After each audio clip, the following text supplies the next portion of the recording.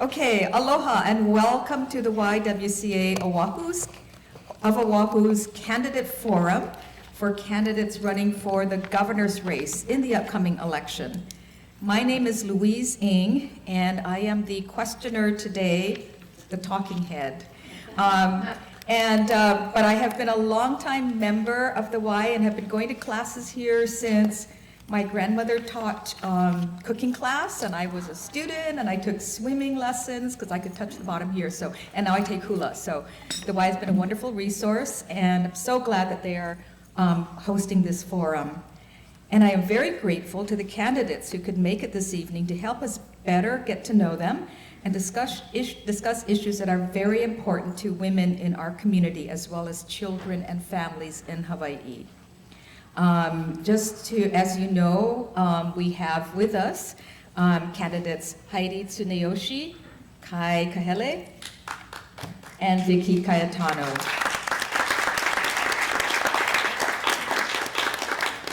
Thanks so much for coming. Also invited, but not appearing today, are candidates in alphabetical order: Duke Iona, BJ Penn, and Josh Green. As you know, women's rights are being taken away at the federal level.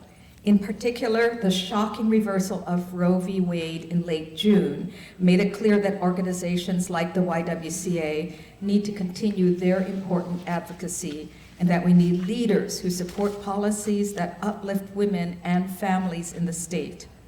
We are joined in partnership tonight with 3 important organizations to help us in this discussion. I would like to thank AAUW, the Women's Fund of Hawaii, and the Hawaii State Commission on the Status of Women for your leadership and participation tonight. We would also like to thank Hawaii women filmmakers for filming tonight's event. We do have some ground rules for this evening. Our hope is that it is not so much a debate, but rather a conversation to help us better understand our candidates and how you would prioritize issues that are of critical importance to women and families in the state. I want to be sure we have a robust discussion tonight, and we will alternate the order of speaking. In order to ensure that every candidate has a chance to respond and we can get to as many questions as possible, which will be both live and videotaped, you will each be given 1 to 2 minutes to answer each question, and we will be timing the responses. I just want to check, how are we timing the okay, good, great. We would ask that you provide thoughtful questions or answers to questions regarding your own experiences and positions, so that our attendees can have a deeper understanding of who you are and what you stand for as candidates. At the end, we look forward to your 2-minute closing statements. And so for introductions, and I'm sure they don't need any introduction, but we will go down the line. First of all, from my far right is Ms. Vicky Cayetano, who is an entrepreneur, having formed United Laundry Services in 1987, which today has branches statewide and employs almost 1,000 people. Over the years, she has supported many pieces of business and animal rights legislation and worked to reestablish the Hawaii's Symphony Orchestra. As First Lady, her work included preserving Washington Place and helping to raise funds to build a new official residence of the governor. Next we have Kai Kahele. Representative Kai Kahele currently serves as Hawaii's representative to the 2nd Congressional District, to which he was elected in 2020. And he sits on 2 House committees, Transportation and Infrastructure and Armed Services. Prior to serving in Washington, D.C., he served in the Hawaii State Senate, where he served as Majority Whip and Majority Floor Leader, as well as chair of the committees on higher education and water and land.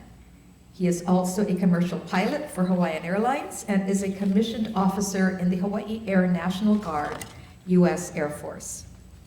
And finally, Ms. Heidi Tsuneyoshi.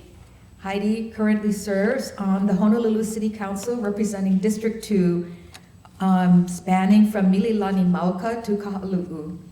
Prior to becoming a council member, she worked as a council staff member for 8 years. She has also worked for the Department of Education as a behavioral health specialist, for the Department of Health as statewide coordinator for a child abuse prevention program, and has worked in homeless and transitional shelters and provided a first of its kind parenting class within the Women's Community Correction Center. Now I'll get to the questions. And the first question, and we'll start with closest to me. So Heidi, do you consider yourself a feminist? Why or why not? I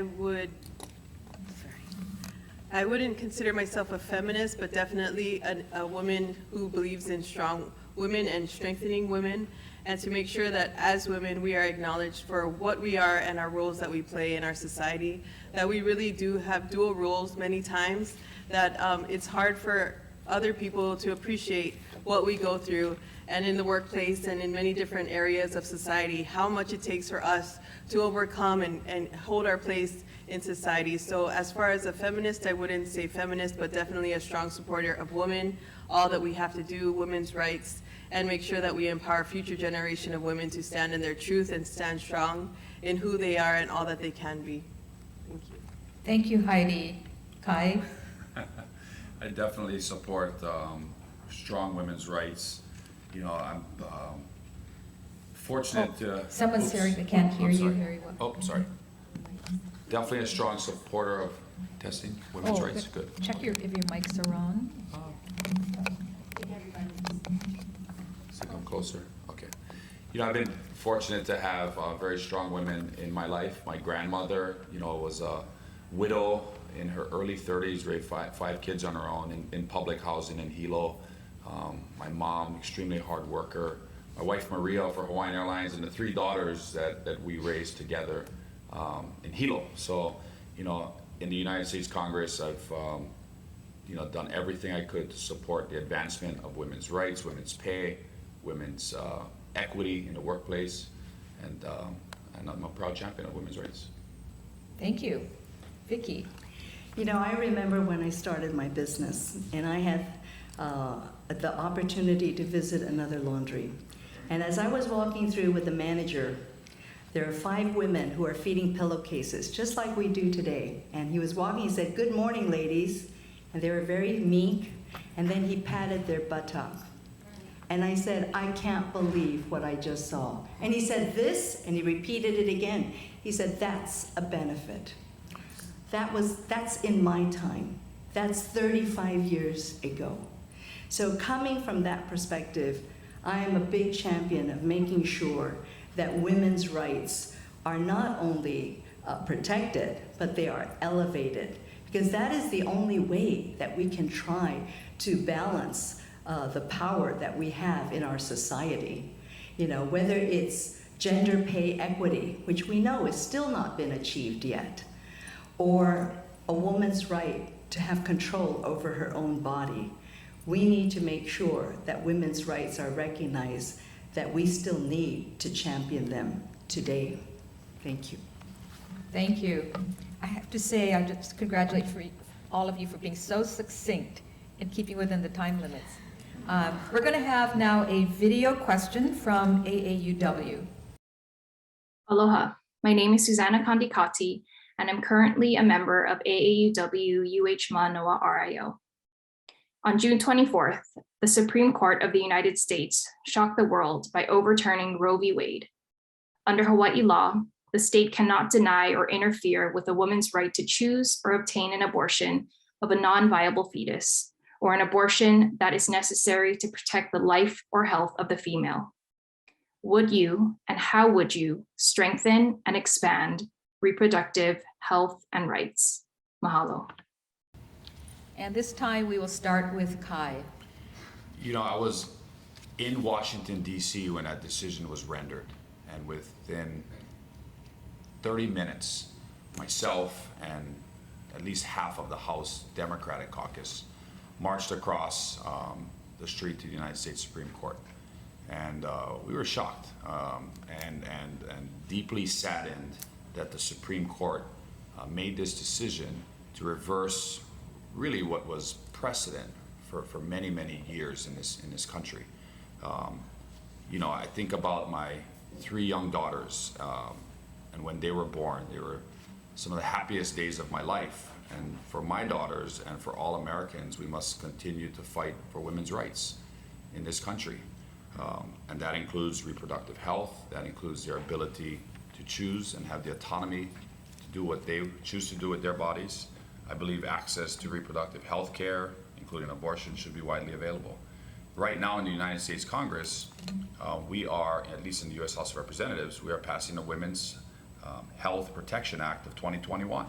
And this would prohibit states and local governments from prohibiting abortion in those states.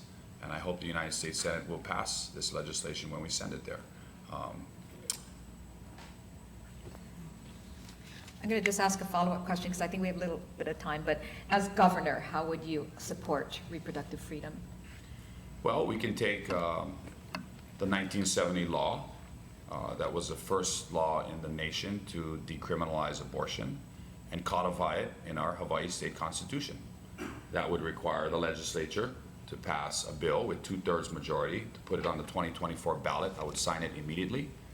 Or we could do it during our constitutional convention, which is the next time that's going to be on the ballot, is going to be in 2030. Thank you. Vicki, we'll go to you next. Well, I think it's very important not only to ensure the rights of the women for their choice and reproductive health, but what's really important is also to talk about access, especially on neighbor islands, because what good is the right if they have no access to be able to have an abortion? So I think that is equally important.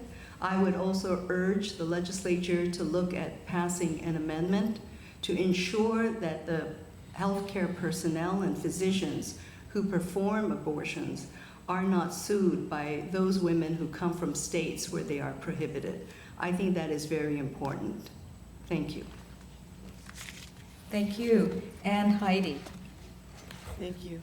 So the issue about abortion, I see it a little differently. As far as my background, as was mentioned, I worked as a counselor at Department of Education as a behavioral health specialist. And I sat with many young women contemplating the decision whether or not to have an abortion. So first and foremost, when I talk about abortion, I really want to make sure that we talk about it in a different framework. It's become very politicized. It's become an issue that has divided many. It's an issue that has caused many to get very angry and very divided on the issue. From my background, first and foremost, I want to make sure that we talk about abortion in the sense of how it is for a woman to go through that process. We definitely know that it does have mental, psychological, and physical issues related to having an abortion, and especially for a young woman to have to make that decision more than one time. And I've worked with young ladies who have gone through the procedure more than once. So when I talk about this issue, first I want to talk about educating our young women and our young men as to what their choices are before even the choice of abortion comes on the table. As was asked in the question, abortion was put forward for a non-viable fetus and when the health of the mother is in jeopardy. It has become to a point where abortion is more regularly used for many different circumstances, and I'm not taking anything away from that, because young women who find themselves in that situation feel alone. They don't know what they're going to do. A lot of times they don't know what their path forward is if they go through with that pregnancy. So my focus within the issue of abortion is to definitely provide more education for young women and young men, provide more counseling support services for young women who find themselves in that decision whether to have an abortion or not have an abortion, but definitely always make sure that we're there to support young women who find themselves in that position at any time during their pregnancy, to see how we can come in and help them make that choice and have the support services after. What a lot of people don't realize too is even after the procedure is done, that woman needs to be supported. So just in support of women in totality and making sure they have many choices and options available to them. Thank you. Thank you, Heidi. We're going to take a quick break to make sure we do a mic check. Make sure Test. that they're on. Oh, it is.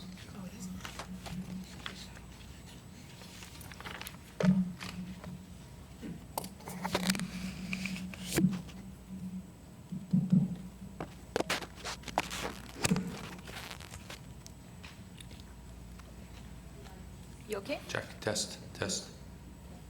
Yeah, okay. All right. Talk louder. Okay. Let's see. Okay, our next question is also a live one. Is a live one. So, and we'll start with Vicky on this one. Lots of talk has centered around the disparities of pay equity between genders and ethnicities, but so far we have not much to show for it. There is actually data to show that gains made by women prior to the pandemic have all but been erased. Do you have strategies planned as governor to tackle pay equity issues? And if so, what are they? You know, this is a very good question. And as an employer who's always gone out of my way to make sure that our management team was represented with more than a fair number of women, also in the workforce, the question has to be for employers who are not as conscious of doing this, how do we ensure gender pay equity? It's difficult to mandate that, but I think that in order to ensure that we as women finally achieve what is rightfully a woman's right to be paid like a man, we may have to look at laws that will ensure that will ensure that women who are doing the same work is not only encouraged about being paid fairly, but that it's mandated that they would be paid the same amount as a man in the same position doing the same work. There's no reason why women continue to earn less than men for the same amount of work that they do. It's just not right. Thank you. Next, we will go to Heidi. Thank you. When it comes to gender opportunities and equal pay, I think it's a larger conversation is as far as gender opportunities. Being a mother of 2 adult daughters, 24 and 22, I always look to them and see what their future looks like. And I have to say this next generation is really coming forward and coming into their own as far as what they're willing to do and how far they're willing to push to be able to take your place in society. For me, myself as a mom, even in this run for governor, I choose to lead by example to show my daughters that no matter what you choose to do and how you choose to get there, you can do it and not to be afraid. Just as just coming into even the political world, it is fairly still dominated in a lot of ways with male representation. No offense, Kai. But I think it's really important for us to set that example in our daily lives. So as far as it goes to equal pay, a lot of those equate to equal opportunities. So working with employers, working with young women to just empower themselves, to push themselves to be in those highest levels of paying jobs. And as we get there and as we start to empower women more and more, I believe we're going to get there and we're going to break through those ceilings and break through those expectations and normalize the expectation that women are everywhere and beyond where men are currently. As far as the pay goes, I think that's definitely something that has to be looked at as well. Definitely working with employers and making sure that we're seeing how things are going out there in the workforce. As governor, we'll definitely make sure that we're going out and talking to different industries and seeing how they're doing as far as both opportunities and pay. Thank you. Thank you, Heidi. And finally, Kai. You know, in terms of equal pay, this is something that I had a chance to work on in the United States Congress with the Equal Pay for Servicewomen Act, which would have required and will require the Department of Defense to ensure that equitable compensation exists and that there's parity within the Department of Defense for our service members, both men and women. You know, here in Hawaii, the inequity in pay is the most evident in this state, in the biggest state department that employs the largest amount of women, and that would be in the Department of Education. We have 22,000 teachers, both certified teachers and substitute teachers, that make up 85%. 85% of those 22,000 teachers are women. And our teachers are the lowest paid in the nation when factoring in cost of living and their pay scales. Their pay scale is embedded in the Hawaii Revised Statutes. The starting teacher's pay is $50,000. The highest rate for a teacher, which would be a Class 7, 14 Bravo teacher that has a doctoral degree or 75 credits of professional development, is $91,000. But that's after 33 years of service in the DOE. So if we want to talk about pay equity, we need to raise the pay of our teachers, because those teachers, 85% of them are women, are the ones that are teaching 180,000 students in our Department of Education. And so as governor of Hawaii, what are we going to do? We're going to raise the pay of teachers dramatically. The top pay for a teacher should be somewhere between $115,000 to $125,000. That would be at parity with some of our private schools, and that would make a hell of a difference for recruitment and retaining and developing and growing our own teachers in our communities, so that we can build our public education system and have a more equitable pay scale. Thank you, Kai. We are next going to have another videotape question, this time from the Hawaii State Commission on status of women, and when we will have Kai start first in answering. Aloha, and thank you for taking this question. As the governor, you will be inheriting one of the most prominent and active women's commissions in the world. The Hawaii State Commission on the Status of Women even serves as a guiding consultant to foreign nation states and international non-governmental organizations.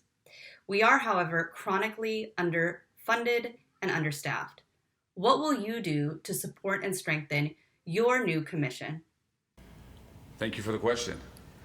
You know, I always come back to our values. If we value women in society, if we value our mothers and you know, the women that make up Hawaii, especially those that are the most vulnerable, then we need to fund the programs. And as governor of Hawaii, one of the first things that we'll do, beyond building a cabinet and appointing people to critical boards and commissions, is creating and submitting a budget to the legislature. And in that budget, your values are reflected. And that budget should include, and will include, if it's my budget, additional resources and additional funding to fund the Hawaii Status of Women Commission. In Congress, I worked on the Violence Against Women Act, which was a piece of legislation to address gender-based violence in our communities, which exist here today in Hawaii. And so working with the commission, appointing individuals to the commission that want to serve, have a desire to serve, can bring their experiences and skill sets to this commission, and ultimately funding it is something that I can pledge to you I will do as governor of Hawaii. Thank you, Kai. We will mix it up and go to Heidi next. Thank you. As council member, I was very happy to be able to introduce and pass legislation for gender equity in our women's competitive sports, specifically in the surfing arena. And for competitive surfing, we were able to pass that piece of legislation, and it had really helped with what's going on in that the surfing world, professional surfing world. And I bring that up to say that even though we feel like we've come so far for gender equity, there's much more to be done. So I just want to thank the Hawaii State Commission on the Status of Women for continuing that conversation, because even when I introduced that legislation for gender equity in professional surfing, the first initial reaction that I got from a lot of people is, why is this piece of legislation needed? And then when we really talked to young women who are involved in the professional surfing world, they did explain how in very real ways they were denied the same amount of access to be able to compete, to be able to have the same heats available to them. So there's a continuing conversation that we still need to have. And as governor, we'll look to have a liaison in my office from the commission to make sure that we're learning and addressing every issue as they're coming up, make sure there's funding for that as well, and make sure that there's legislation drafted as soon as we know that there's something we can do to further the cause and make sure we're continuing movement forward and everything that has to be done for equity. Thank you. Thank you, Heidi. And Vicki. Thank you. You know, I'm sure that this question was asked 4 years ago during an election cycle. And in spite of the same, I'm sure you had similar answers from candidates running then. And yet we have to look at ourselves, and we're still not getting funded as we need it. I think that it speaks volumes to say that one's life experience really will reflect the kind of value we put on the priorities that we say are important to us. I think of Patsy T. Mink and her legacy of Title IX that forever changed the lives of women and girls, and frankly, everyone, because what affects us affects everyone. And so when you look at that, that is someone, you know, she was someone who really championed women's rights because she understood what it was like to be discriminated against. And I think those types of real life experiences will really make a leader put their money where their values are. And it's about time that that should be done. Thank you. I think we have about a minute left, but specifically, Vicki, how would you strengthen the commission in order to achieve such goals? Well, I think you need funding for the commission, the appropriate funding. Without that, you can't do the mission that you need. And then I think you need to look at the people that are on the commission, work with them, and have a closer relationship for them with the governor's office so that we can see what their needs are and support them in achieving that. Thank you. We are next going to have another video question, this time from a Fernhurst resident. And let's see, when we get back, we will start with Heidi. Aloha, my name is Desiree McCarson, and I'm a case manager here at the YWCA Fernhurst Work Furlough Program. I'd like to ask a question of you submitted by one of our Fernhurst residents. Question number 1. I have mental illness and haven't had much support while being incarcerated. How will you address this issue to support those with mental illness inside and outside of our criminal justice system? Heidi. First, I want to thank the YWCA and all that they do with the Fernhurst program and all you do for women who are in need of services for that way, when they find themselves in those very serious situations. Without programs like Fernhurst, the outcome for women in those situations is very, very bleak. As mentioned in my introduction, I worked in the Women's Correctional Center and started the first ever parenting program there. And noticing that going in, the individuals there told me, are you sure you want to do this? Because you're going to talk to women who probably had trouble within their childhood and are away from their children right now. And I said, you have to be willing to have those tough conversations to help people get past those situations in their life that brought them to this place. So definitely as governor, we'll have focused attention on mental health services, especially for individuals like what was described for this woman who's having residence here at Fernhurst,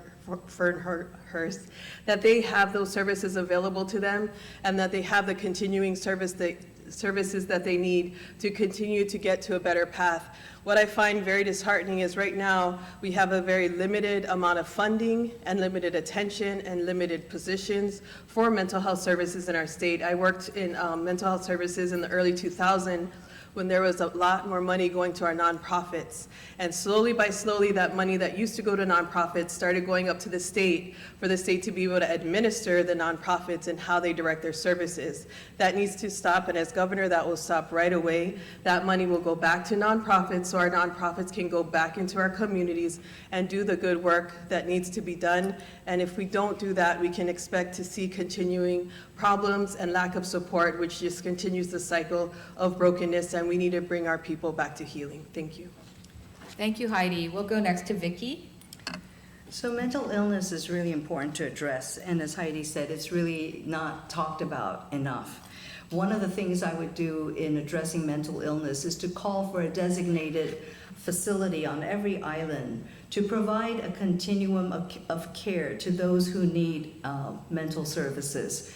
You know, mental illness is not something you cure, it's something you manage.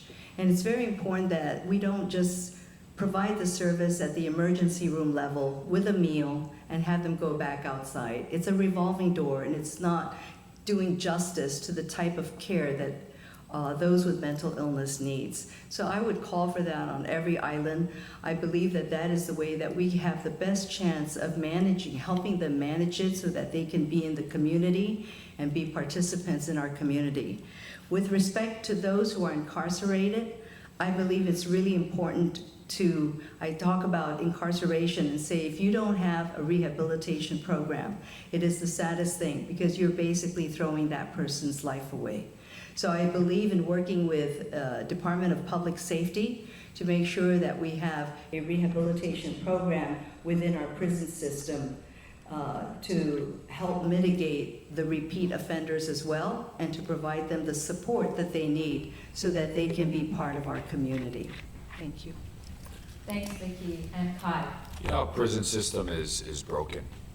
You know, we have overcrowding in every single one of our prisons, whether it's Halawa prison or prisons or jails on the neighbor islands. It's an absolute travesty. And I've walked in those jails. I've walked in those prisons where it's made for 250 and there's 500. They're sleeping on the floor. It's a horrible, horrible situation. And we've kicked the can down the road for so many years. You want to address mental illness in our prisons. That nobody's even looking at that right now. So like Vicky said, we need someone who's a strong director of public safety running this program. We need a strong director of health to work together with DPS to create these programs, to create these funding mechanisms to help, especially women in prison, get the help they need for mental illness. You know, we send 2,000 prisoners to Arizona. They've been there for decades. We spend millions and millions of dollars for that. That's something that needs to be addressed. The highest number of men, and I would venture to say women, in our prison populations are Native Hawaiian, the most marginalized communities in this state. And so it's going to take a leader to build a cabinet and to pull people together, like Heidi said, to address this issue and ultimately provide funding and resources to do the things that Heidi saw in her previous life, in her previous career, and bring that expertise together. Thank you, Kai. We have one more question from Fernhurst. Question number 2. I have a meth charge and I'm having a hard time getting approved for housing and also other state programs. What is your approach in helping those like me who serve their time and is contributing to the community but is still being held back because of their charge? And Kai, we'll start with you. Well, I missed the first thing she said. What did she refer to? Did you catch that? Replay that. Question number 2. I have a meth charge and I'm having a hard time Meth charge. Okay, got it. Understand. Again, I think it goes back to rehabilitation programs. It goes back to re-entry programs so that we are providing individuals the opportunity to re-enter our communities, to re-enter the workforce, to give them the training, the technical skills, the housing, the resources that they need to be welcomed back into our communities, and so they don't go back to whatever caused them to go there. And they need the critical support to do that. You know, I remember working with former First Lady Lynn Waihee, who would come to the state legislature every year and ran a program where women in prison drew coloring books and drew books to raise money, and those books went to their children that they were able to see only a few times out of the year. And so working together on issues like this to make sure that when men or women come out of our prisons, that they have the support they need, that they're welcomed back into our society, that they're not forgotten, that they're given housing, food, medication, and the opportunity to get a job and to re-enter our community so that they can be, you know, contributing members of our society is something that I think is really, really important. And frankly, it's not happening right now. Thank you, Kai. Vicky. I think we need to have a rehabilitation transition program to help people who are incarcerated before they're released out of prison, to work with potential employers to help them transition back into the community. We can't just unlock that cell and expect them to come out to a world that is so foreign to them. It takes a transition, and I know as an employer that that's something we would definitely want to do. And I think that is our best chance is helping them transition back into the community. And then when they do, they have a job that's ready for them, they have the skills that's needed, but that's what we need to do together with Department of Public Safety. Thank you. Finally, Heidi. Thank you. Definitely along the same lines that there needs to be a process by which that individual, when they're coming back and transitioning back into society, has some confidence that there's something for them to come back to. When I worked in the women's correctional facility, one of the biggest fears that they had is, once I come out, I'm probably going to go back to the same place I came from, be back in the same community, have the same friends, be around the same support system, and when that happens, relapse and going back into that way of life is more than likely. It's pretty much a definite situation where they're going to have to go back and go through that whole transition all over again. So I definitely agree that way before the release date, there needs to be a transition program to where this is where your opportunities are for employment, these are where your opportunities are for housing, and work with our state housing offices to make sure that individuals such as the woman who was talked about in the video isn't met with that situation of going out and applying and finding out that she's denied based on her record. That's one of those things that can really push somebody way back to square one, both mentally and with any type of motivation to think there's an opportunity for me to do better. So if we talk about not wanting to have the recidivism rates that we have now, it definitely starts with being supportive all the way through that transition to make sure that we're able to have people come out and be healthy and successful and re-enter our society once again. Thank you. Thank you, Heidi. The next question, we will start with Vicky. And this is another one about incarcerated women. So most women who have been incarcerated are survivors of extreme gender-based violence, which played a destabilizing role in their lives. Bills that focus on women post or during incarceration garnered a lot of support this past legislative session. However, several anti-violence programs were not adequately funded. What is your long-term plan to end violence against women? So I think that we need to support the funding for this. I think it's really important, and not only that, but I would partner with nonprofit organizations to address domestic violence.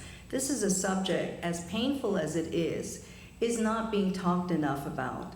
And we need to make sure, especially on neighbor islands, where the resources are so limited, that we need to make sure that women there have access to these organizations that can support them, that can provide shelter. The other thing we have to look at, again, is housing, employment, childcare, all these things. If we want someone to break away from a violent relationship, how do they do that if they're not somewhat financially independent, if they don't have the support given to them in order to break away from these situations? So it is a complex issue, but we need to start and address it by giving the proper funding, but just as importantly, to understand the organizations that we can partner with that know this issue and how best we can tackle it. Thank you, Vicky. Heidi. Thank you so much. So through my work, again, working with the women, there definitely that statistic is very real. Many of the women, the majority of the women, had been victimized in some way at some point in their lifetime, whether it be in any form, physical, emotional, mental, sexual. There's been some type of aggression towards that young woman. And as a woman myself, I do definitely agree that there's not enough support for women who find themselves in that very difficult situation, especially women with children. So with the Domestic Violence Action Center, we definitely need to provide more funding for domestic violence programs and for shelters, so that when mothers find themselves, especially mothers with young children, find themselves in a violent situation, that they know where they can go safely and quickly. Other states and other countries do a much better job of, once a woman reaches out for help, they're able to get taken to a place where they can be safe. Here in Hawaii, it's a sad state where women call for help. It's found that they have reached out for help, and the situation gets only worse for them and their children. It's a very bleak situation that we have right now, and as governor, we'll definitely fund programs to help with that initiative, not only when the violence starts, but way ahead of time. I also worked in a child intervention program, a parenting program, where we went into transitional shelters and homeless shelters to work with parents to create nurturing families and nurturing parenting programs, so that when the parents are under the stress that they feel, and especially in Hawaii, where parents are working 2 to 3 jobs, there's so much stress in that family. That violence is definitely pervasive in our family units. It's definitely something that needs to be addressed. So not only working once the violence starts, but making sure we have intervention and prevention programs very early on. I was also the coordinator for a statewide child abuse prevention program called the Parent Line, where parents could call in anonymously and share what was going on, and we could give them access to referrals and resources that we need. That also, all funding for those things really came to a standstill a long time ago, and we need to make sure to fund all those things. Thank you. Thank you, Heidi. We will all now have a videotape question from the Hawaiʻi State Commission on the Status of Women.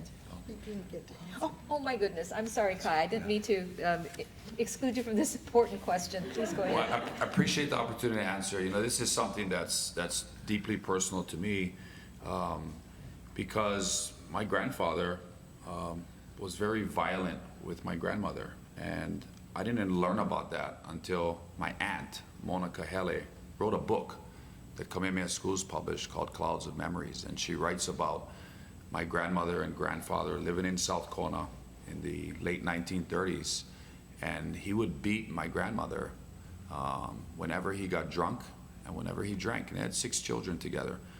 Like Vicky said, my grandmother, where would she go? She couldn't leave. She had these kids she was raising. She put up with it. So this is something that is personal to me. And you know, my grandfather died at a young age of tuberculosis. My grandmother remarried and married a wonderful man that she lived out the rest of her life with. But my dad's father was very, very mean to my grandmother. You know, it's why in Congress I was a proud supporter of the reauthorization, like the Violence Against Women's Act, which, like I mentioned earlier, you know, prevents gender-based violence of women in our communities. And in a critical amendment that I was able to get into VAWA, it includes Native Hawaiian women in the Violence Against Women Act. So these are things that I believe, as governor of Hawaii, I bring unique experiences to the office of the governor. It's all about funding. It's all about our values and resources and the type of people that we put into these critical boards and commissions and cabinet positions. But, you know, violence against women anywhere in our communities is absolutely unacceptable. And we have to go to the core root of the problem. Why is that happening? Why do men do that to women? It's because it's drug abuse. It's because how they were raised. It's because they don't have a job, because they can't, you know, they don't have any self-esteem. It's often in Native Hawaiian communities where this happens. And so this is something that I would prioritize, not just as a Native Hawaiian, but as also the next governor of Hawaii, that I feel is very, very important. Thank you. Thank you, Kai. And now we'll go to a question from the Hawaiʻi State Commission on the Status of Women. The bad news. State government departments have been some of the most ardent lobbyists against paid family leave. The good news is that DHS Director Kathy Betts is one of the most renowned women's rights advocates in the state and a paid family leave expert. Will you publicly commit to putting a paid family leave bill into the governor's package for the upcoming 2023 legislative session, and publicly commit to support DHS Director Kathy Betts to house a new paid family leave program within DHS? Thank you. And we'll start with Heidi. The answer is yes. I would definitely support paid family leave. That's something that other countries have had from always, and it's very sad that here in Hawaii we don't have that. Paid family leave is so important for so many reasons. After a young woman gives birth, there's all different reasons why paid family leave and extended paid family leave, having a newborn, having to deal with the issues of being a new mother, even with taking care of an aging parent. There's so many different reasons why paid family leave is very important to our people, and would definitely support that as a legislative package as governor. Thank you. Thank you. Kai? Absolutely. Supported in the United States Congress, paid family leave. 100% would be part of my governor's package submitted to the legislature. Something we need to do. It's long overdue. Earlier I spoke about our teachers who are underpaid and overworked and under-resourced. They don't have maternity leave. If they have a child, there's no maternity leave. They either have sick leave that they can burn, or they have nothing. They got to go back to work after 6 weeks, and they have to find childcare for their child. How are they going to do that? It's very, very difficult. So paid family leave, maternity leave for our teachers, for our public sector employees is absolutely something that I believe we need to do in this state, and it continues to raise the bar and the threshold for pay equity amongst women here in Hawaii. Thank you, Kai. Vicky?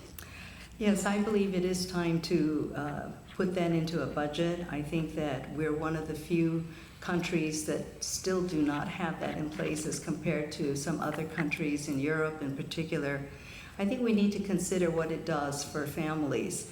At the same time, I think that it's always the challenge is looking at the details. You know, it's not obviously just for women, but for men as well. What types of leaves? So those are the things that need to be worked out. But we need to support our families. And, you know, in my economic plan, the title of it is called A Family-Focused Economy. Because everything that we do, we should consider the impact on our families. That's the only way we can have a thriving community. Thank you. Thank you, Vicki. Now, this is a non-policy question. Maybe it will be the harder one, who knows? But who is the most influential family figure, who is the most influential female figure in your life who is not a family member, and why? And we'll start with Kai. Thanks for the question. First person I think of is my grandmother. Who is not a family member. Oh, not a family member. Yeah. Oh my goodness. Influential, Patsy Mink. You know, like Vicki said, you know, incredible woman. Pioneer, ahead of her time, walked the halls of Congress, pioneered Title IX, you know, opened the doors for women for generations to participate in sports and give them the opportunity to do, you know, just amazing things. I had the honor and the privilege of standing in Statuary Hall just 2 weeks ago when her portrait was unveiled by the Speaker of the House. And when you go to the United States Congress, there's two amazing portraits now there, Shirley Chisholm and Patsy Mink. And we can be proud that Patsy Mink, you know, from Paia, Maui, of all places, is memorialized in the halls of the United States Congress. So, Patsy Mink. Thank you, Kai. Vicki. Well, since he said Patsy Mink, Sorry. I would say Queen Liliuokalani, because she always put her people first. And, you know, somebody who's willing to sacrifice herself for her people, how can we not admire that? And I think, you know, going a step forward on that, one of the things we really miss out is talking more about the rich history of our state. You know, Hawaii is the only state that was once upon a time a monarchy. And this rich history shared with our visitors will, I'm sure, have them look at Hawaii in a different light, with more respect and more appreciation, because we are so unique. But when you look at the Queen, a prolific composer of music, she could be a queen anywhere in the world. But at the end of the day, what I love is her heart for her people and what she was willing to sacrifice for them. Thank you, Vicki. And Heidi. Thank you. Two very notable women, both Patsy T. Mink and our queen. For me, it would definitely have to be Princess Bernice Puahi Bishop, as a Native Hawaiian woman, and as a mother of two daughters, graduates of Kamehameha schools, just knowing her legacy about when it was very, very challenging times for her. She knew what she had to offer her people and what her people needed, not just for in that moment, but for generations to come and in perpetuity. That type of foresight, that type of leadership, that type of not just looking at the challenges that we are having right now, but what do I have here that I can make a difference for generations to come. That type of leadership is what really inspired me to run for governor and to do many of the things, not just in this run, but many of the things that I have done come from the example of that legacy. I myself funded my college degrees, both my bachelor's in psychology at UH Manoa and my master's at Chaminade University of Honolulu, as a Puahi scholar, through also the Princess's legacy. So I know for myself, my life was forever changed by that gift of education. My daughter's lives, for sure, were all forever changed by their ability to have that education that they had for Kamehameha schools. And as a woman, I just hope to offer some type of legacy here for what we're experiencing here in our time and use those examples to make lasting and enduring changes for the better. Thank you. Thank you, Heidi. The next question is, we're back to a policy question, and we're going to start with Vicki. This one is that the governor just signed a bill increasing minimum wage. Do you support increasing the amount awarded in government contracts to keep up with the raise in the wage and other inflationary pressures to ensure that services that benefit women and children can be provided at the same level? Absolutely. You know, When you look at the programs, if we want to take care of our community, we have to consider the caliber of the service that we provide. And one of the things that I call for, in particular with our nonprofits, which I work with, one of the things I see is so often they're so underfunded. They're expected to provide more services today than they did 10 years ago at the same funding level. And that's just not sustainable. So one of the things I call for as governor is I would work with the legislature to implement what I call a community reinvestment fund. And this fund would call for businesses over a certain size to designate a percentage of their sales to give to nonprofit organizations in the state of Hawaii. You know, so many of our local businesses are extremely supportive of our community. They give to nonprofits. The problem is that when they're sold or when businesses come from abroad or from the mainland, that giving stops. And to me, you don't build sustainable communities when you have that imbalance. So we welcome businesses, but in order for them to have the business that they benefit from, they need to also give back and support the nonprofits that do such an amazing job in our communities on all islands. Thank you, Vicki. We'll go next to Heidi. Thank you. When it comes to the minimum wage issue and everything that we've had going on, we do know that small businesses had a conversation about how increasing the minimum wage would affect them, and very sensitive to what's happening with small businesses and what has happened with small businesses.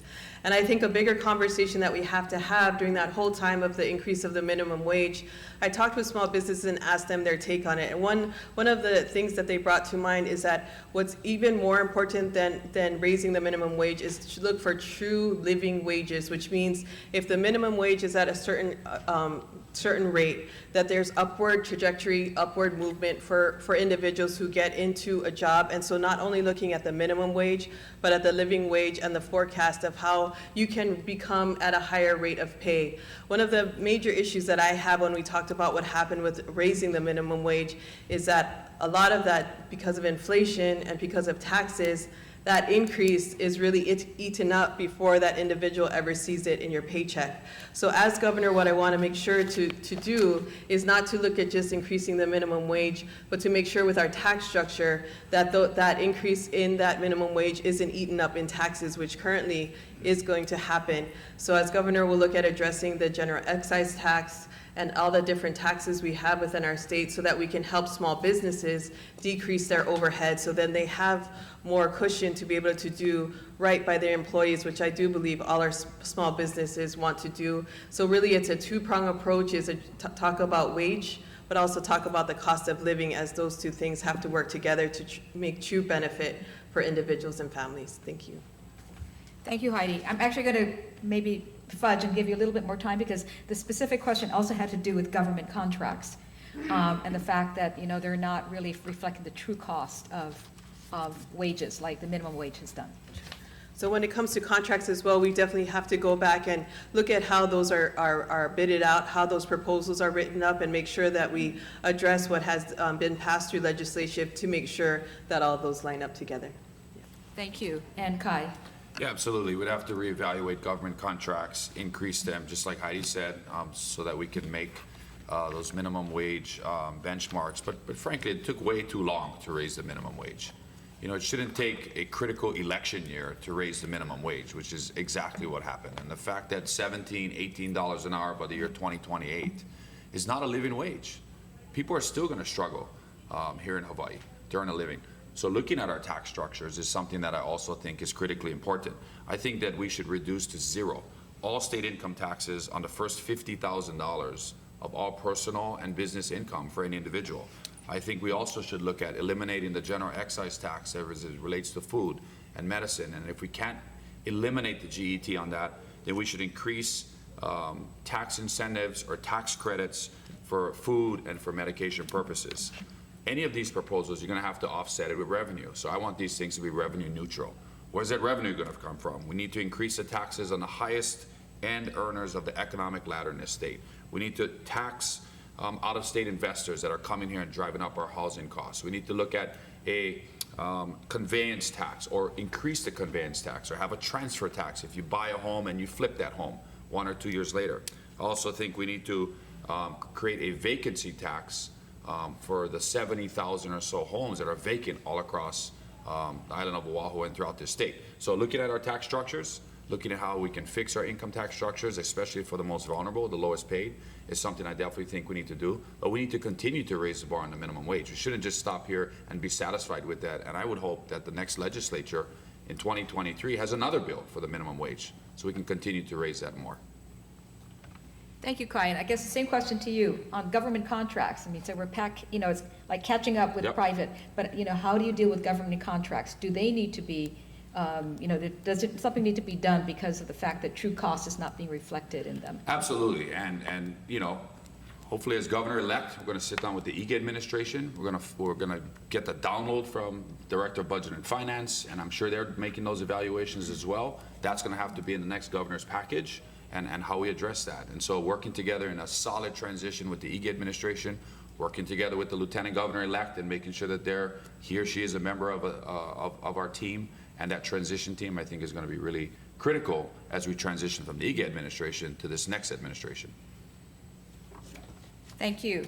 The next question, we're going to start with Heidi again. As the governor, you will be pulled in a million directions, as we've already been hearing, all the priorities. What is the absolute #1 issue you will address and will consider a failure if you're not able to move the needle on it? It has to be just one. That would definitely be the cost of living here in Hawaii. That is such a critical issue, and without addressing that cost of living, everything else follows suit, as far as having people leave our island home, not being able to live here, the stressors to our family that causes a lot of the issues that we've talked about earlier, and just the ability to be here in the islands and create a legacy here. So the cost of living definitely, and the way to do that is right away get into the budget of our state budget, making sure we right-size government and making sure government is spending wisely so we can do all the tax reform that we need to do to address the critical issue of the cost of living here in Hawaii. After we do that, there's so much more that follows that, of course, but that would definitely be one of my priority one. Thank you. Thank you, Heidi. Kai? #1 priority, defueling, shutting down, decommissioning the Red Hill bulk fuel storage facility. I'm going to bring the 22 years of military experience that I have honed in the Hawaii Air National Guard, the last 18 months on the House Armed Services Committee, the conversations, the deep conversations I've had with the Chief of Naval Operations, the Commander of the Joint Chief of Staff, the Commander of Indo-PACOM, the Secretary of Defense, and make sure that the United States military and the United States Navy follows through with shutting down Red Hill. It shouldn't take 2 years. This is something that we did collectively together. One of our opponents who failed to show up tonight likes to take credit for Red Hill. Ernie Lau is the person who led the shutdown of Red Hill. Collectively, with our city council, with our elected members of the legislature, with Governor Ige, Libby Char, and the congressional delegation, and the community that came together like I've never seen before to reverse an entrenched United States Navy in 4 months. We took decades to stop the bombing of Kaho'olawe. We shut down Red Hill in 4 months. That's what we can do together, collectively, as a community. And so as governor of Hawaii, I think it's absolutely paramount to shut down Red Hill, and having somebody that has the military capabilities, the experiences, and the skill sets, and the relationships in Washington, at the White House, on the House Armed Services Committee, in the United States Congress, is going to be absolutely paramount, and at the Pentagon, to making sure that this facility is shut down, it's done safely, and we can protect the island of Oahu's water supply for future generations. Mahalo. Thank you. And Vicki? While Red Hill is certainly extremely critical, the fact is that no governor can shut down Red Hill on his or her own. It would have been done if that were the case.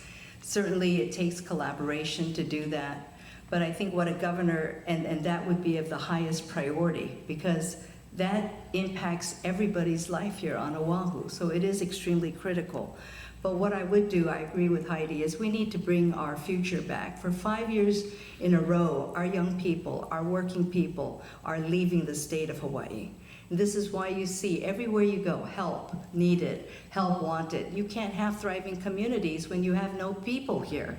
So we absolutely need to do everything to bring back our young people, bring back our working class, the middle class. That's being decimated, disappearing right before our very eyes. One of the things I would do is work with the legislature to stem the tide of people leaving and people being able to survive here, is to put a freeze on rent that's under a certain amount. I'm sorry, that's at a certain amount of rent, to freeze the rent amounts for the next 2 to 3 years. This way, we will take a look at a longer-term plan on how we can control rent for people like Kupuna and others who are on fixed income. And how can we stem the tide to make sure that we don't see people leaving Hawaii? There are a number of things that we need to work at, but that's the first thing I want to do, is make sure that we keep our people in Hawaii. Thank you, Vicki. Okay, we're actually nearing the end, but here's another one that's not policy. It requires you to kind of dig inside, but 3 words that you would use to describe yourself and 3 words that your mother or mother figure would use to describe you. And we'll start with Kai. Oh my goodness. 3, can it be 1? God. How about 1? Yeah, One it's word. like, so you're basically it's 6 words, right? You 6 up to 6 words. verses, yourself, and then how your mom or your mom figure would describe you. I mean, you know, my mom is going to describe me as someone who's driven, who is, I believe, someone that is compassionate, who loves and values his family, his wife and kids. You know, someone who is probably pretty hard-headed, and you know, does things his own way. And you know, I'm just fortunate to have my mom in my life, and you know, if mom's watching, aloha. She's over in Hilo. I'm sure she'll be watching the debate tonight. But you know, I think that's how she would describe me, and I hope not just my mom, but my dad, who's no longer with us today, and the primary reason I'm sitting here right now today would be looking down, and I hope I've made him proud. And how would you compare that with the 3 words to describe yourself? That you would describe yourself with. Jeez. You know, I would describe myself as someone who is empathetic and has empathy and compassion for others, and who would give of himself so that others can succeed. Someone who is definitely driven and tenacious and has a work ethic that most people can't understand. But I believe also someone that inspires, and that who looks to elevate the next generation of our keiki throughout Hawaii, so that they can do what we're doing here today, and that they can you know, live here in Hawaii, grow up in Hawaii, raise a family here in Hawaii, and ultimately contribute to our state so that we can all thrive and prosper together. Thank you, Kai. Vicki, next. 3 words to describe yourself, 3 words that your mom would have used to describe you. I think to describe myself, I would say caring, determined, and a doer. For my mom, God, I can't believe that she's been gone for too long already. I miss her a lot. She played a big role in my life. She was everything, really, to our family. I think moms are really the foundation and the glue that keeps everyone together. But she would probably say that I'm thoughtful, compassionate, and hardworking. She would always tell me to take it easy, don't work so hard. So I think she would use those 3 words. Thank you, Vicki. Heidi. Thank you. For myself, I would describe myself as resilient, compassionate, and hopeful. And I think my mom would describe me as she usually does, and oh no. Sorry. Our moms are always our greatest supporters and champions. My mom is that for me. She always describes me with words of courageous, wise, and loving, so I'm very grateful for my mom. And thank you, Mom. I'll show you this later. Sorry, didn't mean to get emotional, but Yeah, so my mom always has described me in very strong words, and I believe that's a big reason why I am who I am today. So thank you to all you moms out there. Thank you. Thanks. It is pretty amazing how, just talking about your family and your mom especially can kind of get you choked up at Right. unexpected times. Yes. So the final question before we do closing is, and let's see, we'll start with Vicki on this. What makes you hopeful? In this office, there's so many things to be sad and discouraged about. What makes you hopeful? Our children, our grandchildren, I mean, when you see them, you have hope. You believe because they believe in you. They look at you and they know that they feel they can trust you, that no matter what, all the obstacles may be, you will come through for them. And so for me, that's what gives me hope. Thank you, Vicki. Heidi. Sure. What gives me hope is definitely, like was said by Vicki, our future generations. My older daughter's name is actually Hope, and to this day she tells me, Mom, why? Because she would always get teased in elementary school, Hope, I hope you have a good day. But definitely our next generation gives me a lot of hope. I see your resolve, the next generation's resolve to try to address the many issues that they have facing them today.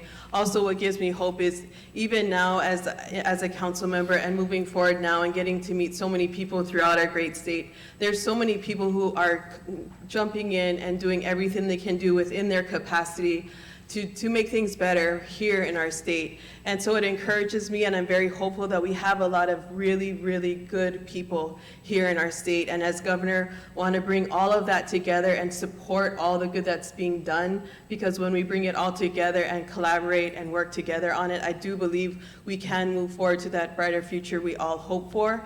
It is going to take a definite change in how government works. Right now, I feel a lot of what happens in government works against the people instead of supporting and strengthening the people. So as governor, I just want to support all the good that is within us, all the good that's already there, and move forward for a better future for all of us. Thank you.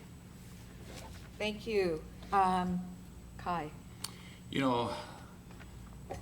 Most people in this state know that I'm running a grassroots campaign, that I'm trying to do what no candidate for governor has ever done in the history of this state, and that's win the highest office by taking no more than $100 contributions from anyone and rejecting $101 to $6,000 contributions or money from political action committees, corporations, lobbyists, etc.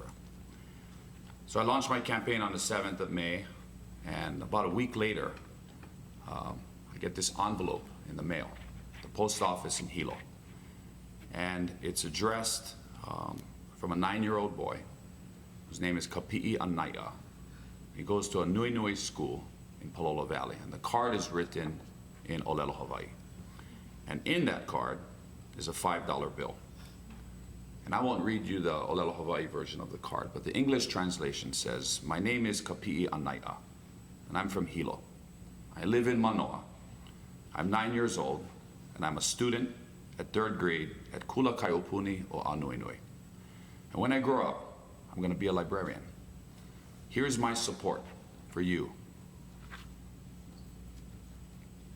Becoming the governor of Hawaii.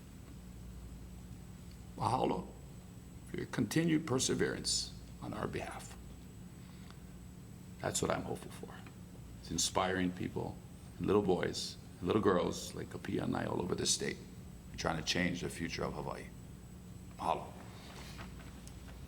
Mahalo to all of you. Are we ready to go for the 2-minute closings? Okay. We're going to give you 2-minute closings. I'm going to throw something in there that if you have a chance in your 2 minutes, you've referred to, fixing government on your website. You talk about fixing public corruption. And also just, a lot of these questions have focused on support, how to support women. And so if you could try to cover those 3 topics also in your 2 minutes. And we're going to start with Heidi. Sure. Thank you so much. Thank you to the YWCA for hosting. Thank you for being such a great moderator. Thank you to everyone who has been here to listen to all of us speak. I think it's really important for you and for everyone else to learn a lot more about the candidates and what we hope to accomplish together for our shared future and our shared goals. Really what has inspired me to run for governor is after seeing everything as a council member and seeing how the government processes work or don't work, especially after the last 3 years, I did decide to run for governor to make sure we make those changes. I have shown in my voting and how I've handled things at the city council that I'm definitely not a part of the traditional system of politics. Definitely do take the harder road when it comes to voting for certain measures and certain initiatives. I'm not afraid to take the unpopular stance, but really always wanting to be the voice for the people. And that's one thing that I really want to leave and impress on you here today and to the many who may be watching, is that as your governor, I take it very seriously that you are the people is who I work for. Your voice is the loudest voice. No special interest groups, no developers, no bankers, no anything. And so that's how we're going to get to where we need to be. And I have the experience in working with various state departments, from the Department of Education to the Department of Health as council member, have worked with Department of Transportation and many of the state offices, so do know how we can make changes from the top down, and I'm eager to do that, and I believe we can make great changes and great strides forward in everything that we need to do once we change the structure of government. It is for the legacy that we all work towards, that we make sure that the future generations have a place that they are proud to call home, and that our legacy is strong with everything that we need to do, from food production to housing to reducing the cost of living. And I truly believe that this all can be done as we all come together and work together. Thank you again for this opportunity, and looking forward to meeting with you again soon. Aloha. Thank you. Mahalo so much, Heidi, for coming today. Kai. Well, first of all, mahalo to the YWCA and to all of our sponsors for hosting this. I'm honored to be sitting between two amazing women that are running for the highest office in the state of Hawaii. It's incredible. Something that wouldn't be thought of 40, 50 years ago. As your member of Congress, I've had a unique opportunity over the last 18 months to travel throughout this state. To travel throughout the 2nd Congressional District, one of the most difficult districts to represent in Hawaii. I've sat at kitchen tables, I've sat in cafeterias, I've sat at federal qualified health centers. And one thing I've noticed time and time again throughout the district, and the people that I've met with, whether it's nurses or community leaders or people doing amazing things in our community, it's women. It is women. Have seen so many, I've met so many amazing women throughout this state. They're our teachers, they're the ones raising our kids, they're the ones running nonprofits, trying to save our oceans, our watersheds. I've seen an amazing women's movement across this state, and I think it's absolutely imperative that we continue to champion that. My campaign is about elevating our working people and our local communities.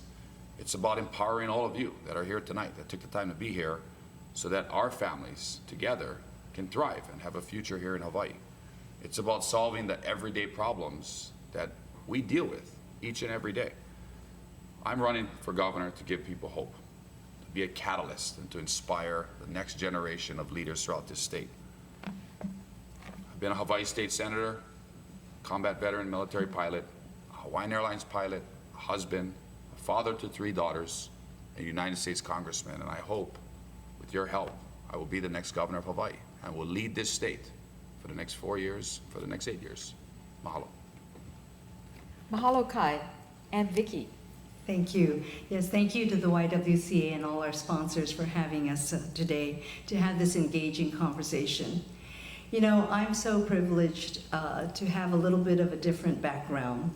You know, when I think about it, I've had so many wonderful women role models, including my grandmother, who was a picture bride who came from China and went to the Philippines. And after World War II ended, she finds herself in this foreign country which was decimated by the war.